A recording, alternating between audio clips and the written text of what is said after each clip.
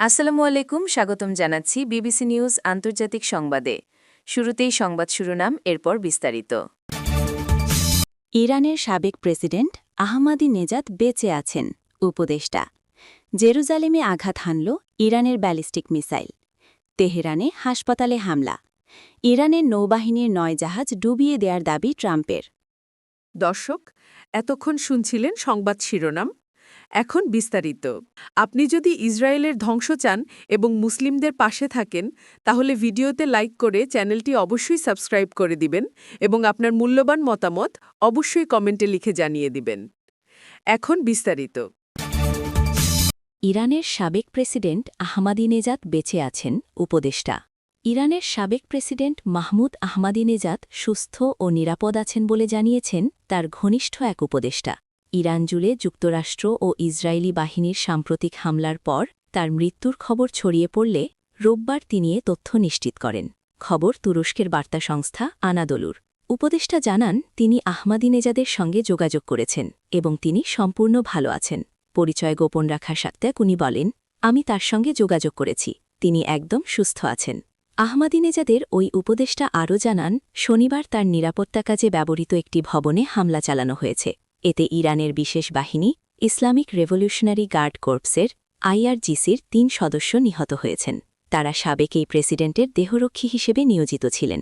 তবে আহমাদিনেজাদের নিজস্ব বাসভবনটি ওই ভবন থেকে মাত্র ১০০ মিটার দূরে হলেও সেটি হামলার লক্ষ্যবস্তু ছিল না এবং ভবনটি পুরোপুরি অক্ষত রয়েছে।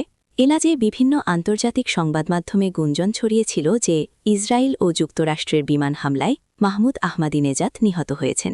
উল্লেখ্য, তিনি ২০০৫ থেকে ২০১৩ সাল পর্যন্ত ইরানের প্রেসিডেন্টের দায়িত্ব পালন করেছিলেন।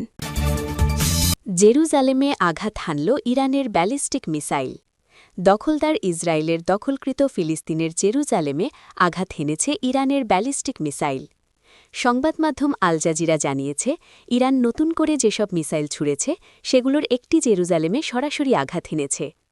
আল জাজিরার সাংবাদিক ঘটনাস্থল থেকে জানিয়েছেন, পূর্ব জেরুজালেমে হামলার আগে সতর্কতামূলক সাইরেন বাজছিল। এর কিছুক্ষণ পরই একটি মিসাইল এসে সেখানে আঘাত হানে। তেহরানে হাসপাতালে হামলা। ইরানের রাজধানী তেহরানের গান্ধী হাসপাতালে বিমান হামলা চালিয়েছে যুক্তরাষ্ট্র ও ইসরায়েল। ইরানি বার্তা সংস্থা ইসনা স্থানীয় সময় রোববার ১ মার্চ এ তথ্য জানিয়েছে। তারা বলেছে, তেহরানের গান্ধী হাসপাতালে হামলা চালিয়েছে যুক্তরাষ্ট্র ও ইহুদিবাদীরা। দেশটির বার্তা সংস্থা ফার্স ও মিজান হাসপাতালের ভেতরে ছবি প্রকাশ করেছে।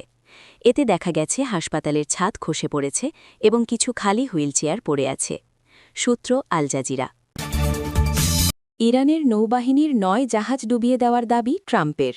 হামলা চালিয়ে ইরানের ৯টি জাহাজ ডুবিয়ে দেওয়ার দাবি করেছেন যুক্তরাষ্ট্রের প্রেসিডেন্ট ডোনাল্ড ট্রাম্প। রোববার ১ মার্চ সামাজিক যোগাযোগ মাধ্যম ট্রুথ সোশ্যালে করা এক পোস্টে ট্রাম্প দাবি করেছেন, ৯টি জাহাজের মধ্যে কয়েকটি বেশ বড় এবং গুরুত্বপূর্ণ। তিনি লিখেছেন, আমি এইমাত্র খবর পেলাম যে আমরা ইরানের ৯টি যুদ্ধজাহাজ ধ্বংস করে ডুবিয়ে দিয়েছি, যার মধ্যে বেশ কয়েকটি বেশ বড় এবং গুরুত্বপূর্ণ ছিল। আমরা বাকিগুলোর পেছনেও লেগেছি, সেগুলো খুব শীঘ্রই সমুদ্রী তলদেশে গিয়ে জমা হবে। আলাদা আরেকটি হামলায় আমরা তাদের নৌ সদর দপ্তরও প্রায় তছনছ করে দিয়েছি। এছাড়া তাদের নৌবাহিনী কিন্তু বেশ ভালোই করছে।